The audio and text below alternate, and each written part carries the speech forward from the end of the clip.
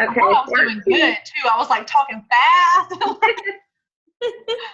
How it always goes. Okay. So we talked about your story, and I gave y'all a very excited version of my story, right? It was true. The whole story was true, but there was a lot of excitement there, which is fine because this business is exciting, and that's what we want to promote to people always. But packaging your story is super important. So she asked us, and we wrote the 3 things down. And again, this story is kind of, I have a lot of stories, but here's one. She asked us to write down, what do you do for how long? What do you like about it? What don't you like?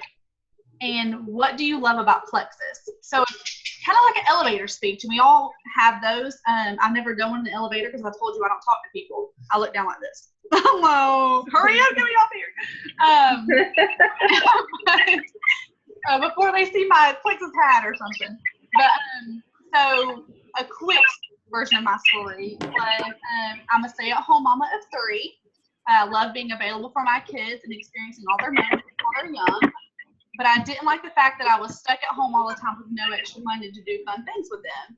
And that I love Plexus because it gives me the opportunity to grow my confidence as well as provide extra income to travel and really enjoy things with my family. Right? So if someone asks you, why do you do Plexus or what is Plexus? You have to build your story, and you have to know it off the top of your head, which I just made this story 3 weeks ago, and I haven't quite memorized it yet, but just know your story right off the top of your head so that you can get it out there, make it exciting, let them know that this is something they really do want to join, because it is. We're not selling something that's going to fall off in a year, or that, we're not selling something that doesn't relate to men and women ages 2 to 100. We are selling something that goes to all those people. Everyone can benefit from this. So ask your story, tell it. They're either going to say, oh, well, for example, I went to PNC. 3 women in there, okay, did not have any idea about Plexus. And so told them my story. Well, we were talking about Hawaii because obviously this is someone wants to ask me what's going on with my face. So we talked about Hawaii, and we talked about, we just got home from Hawaii, we're exhausted, blah, blah. How'd you get to Hawaii? Oh, it was an incentive trip, blah, blah. Went into that story. They hadn't heard about Plexus, they want a sample, okay? Then we go into Yankee Candle for this fall. You all know that we need to smell good in our house. And so there was one girl working, loved her. She was great. I thought the whole time, I want her on my team. Like, she's going to love Plexus. So we started talking about it, and we were walking out the door, and we finally got Plexus out of our mouth. And she was like, oh, yeah, I've heard of that. I'm like, oh. Okay, like, obviously she had a sour taste of Plexus or something, but I'm going into PNC, the Yankee Candle girl did not harm me or my confidence because I was still the next day right at it PNC. So know your story, be confident in it. Everyone's not going to want to join you, but some people are, okay? And your contact list. We've heard so many different things about contact list, 100, 250. It's whatever you're comfortable with is what I feel like. So my contact list, I actually like to keep it small, so like 25. And once I get those people off of that contact list, I make another 25. It just, for me, that seems better. Okay, and you don't want to prejudge people. So something Leslie said, and she said that people might judge her on saying this, was that you don't want to really reach out to, and I was one of these moms. Okay, I was one of these people. One of the moms that's miserable, broke, has no job, really doesn't have a lot of friends, like just different things. Like, you don't want the miserable people. You don't want to reach out to those people. They're going to come to you and they need it. And if you have time after your contact list, by all means, they need this opportunity as well. We want to reach out, like I said earlier, to those people that want this business, that are confident, that are willing to put in the work, that, will take the products, can afford the products. My goodness, we don't want auto ships being turned off. We want these people. That's what we want that's who we want to reach out to in this company. Again, those other people, they're going to come, and if you have time, reach out to them. I'm not judging. I'm just saying that's what she said. So, and I agree. Don't prejudge. So even though someone is super healthy, we think, and has all the things that they need in their life, and they're skinny and they're beautiful and all these, all those things, that doesn't mean they don't need plexus. Okay. If you have someone that is comfortable with being overweight and loves to eat junk food, even though they're comfortable in that, doesn't mean they don't need plexus. They might could change their life around. So some will take an interest in your products, and some will take an interest in your business. Some are going to say no, and that's okay. So many times people think I'm fearful of the no, but once you get that yes, one yes out of 25 no's, you're good. Like you got that one yes, and that girl's going to run with it. So you're good. And it's something you can always remember if they're not interested is the referral language. And that is, you may or may not have a personal interest, but I'm hoping you can use it to just the right people. And I love that she said that. Because even if, for example, my best friend since we were like 1.5 is not on my plexus team. And it's crazy, y'all, crazy. She won't join. Like, I don't even talk to her about plexus anymore because it's why. But she has sent me cousins and aunts and uncles, and her parents ordered one time. Like, she sent me people. So you need to talk to everyone about plexus. And then three-way calling. I think this is the last bit of it. We need to start three-way calling. I want to start it with you guys. I need to start it. We need to start it as a whole. Again, calling, not texting. Voice messaging on Facebook, good, but not as good as calling. So just depends on, if you haven't been using Facebook calling, you can do that first and then call from a phone. But you're going to do your potential, you, and your upline. Okay, that's what we were taught by Leslie. Now, because we're going to actually talk to Lisa a good bit. I just wading in the water in Hawaii. I mean, who does that? But she mentioned that, all of us we have different levels of uplines and things, but if you want to add a sideline on or 2 uplines up, whoever you think is going to really reach out to your potential. So say you have a potential that works full time and also homeschools, super busy, but is, they really want this business and they really want someone that is going to just push them in this whole business. Okay, I'm just using examples. You're going to want Bridget on your phone call, right? I mean, we all know her. We all know that she's fantastic, all those things. If there's someone that is home and trying to figure out how to work out their schedule and, managing a few different things, but has time, can you put me on the call? Because I want to be on the call.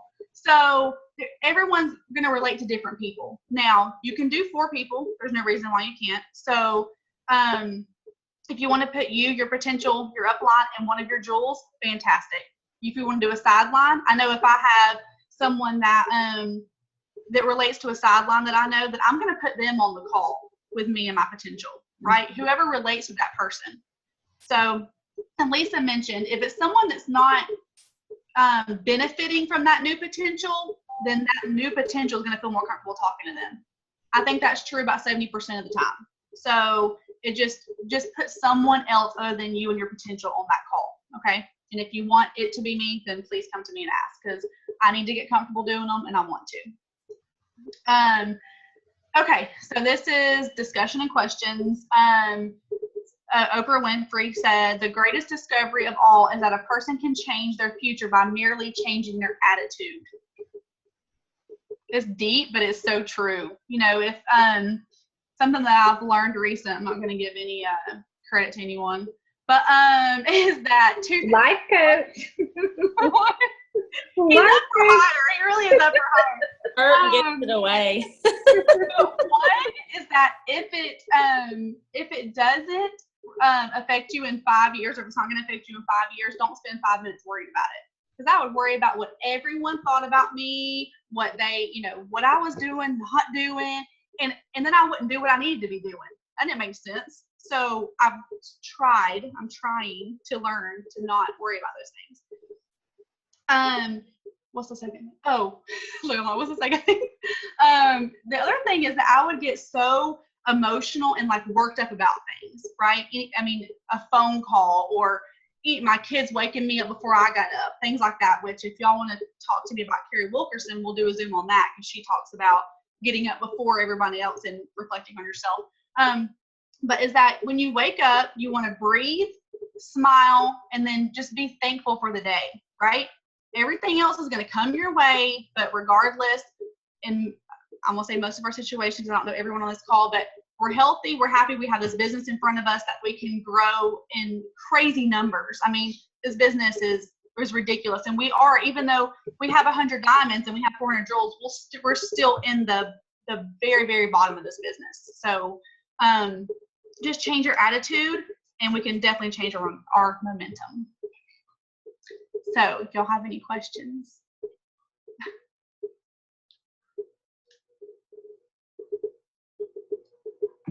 And crickets. Y'all don't be shy. It's just Angel. I do want y'all to journal, okay? I can post since I've already read it, I might as well post it on your team page. I can post it so that you can even just, I know for me, I'm a visual person. If I can see what it looks like, I can do it myself.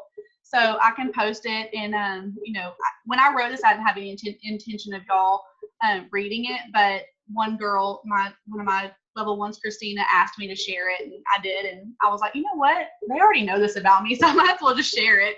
But I can post it that way y'all can see it and journal yourself. It really is.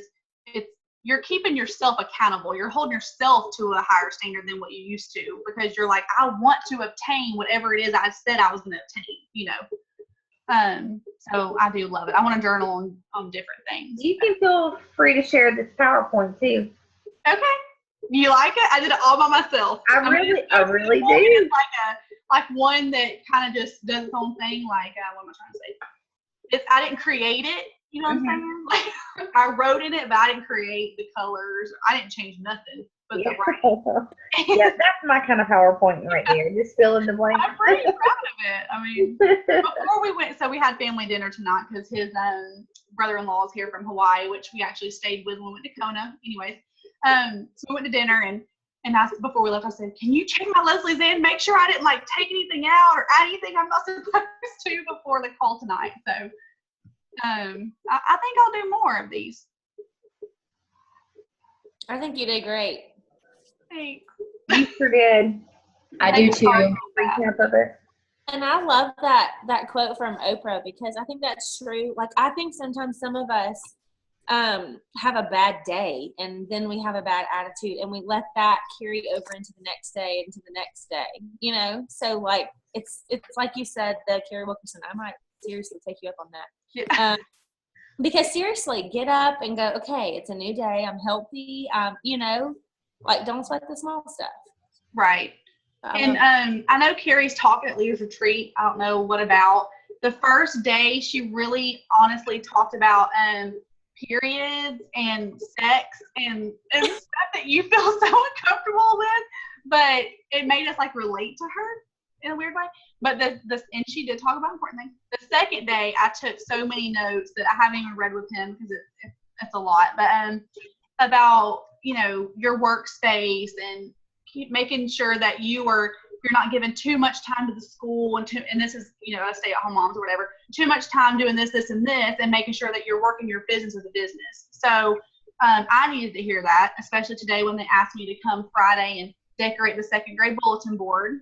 No, I don't know even how to cut straight. But what she expressed, and I'll give you just a little tidbit, is that even though you can't give your time, maybe I can send you the supplies to make the bulletin board. You know what I'm saying? Like things that, because I can't, I'm not going to the school. I'm not giving my time. I can't, I don't have the time, and I'm not going to be good at it. It's going to be miserable. So instead of, over giving yourself to different things, give things that you can give. So. I watched the Brad video that Sarah Marble did for her team. Mm-hmm. Some of us shared on our team pages, or I listened to it more or less on my way home from the Carrie talk, And Yeah. yeah, That was the second day. just the Brad part, yeah, it was pretty amazing. Yeah, she was good. At first, I was a little like, okay, you're funny, but are you gonna talk about something I need? But she was good. She really was good. So I'm excited for a lot of us to see her at Leaders Retreat. But I'll try to make a PowerPoint. Probably the same background.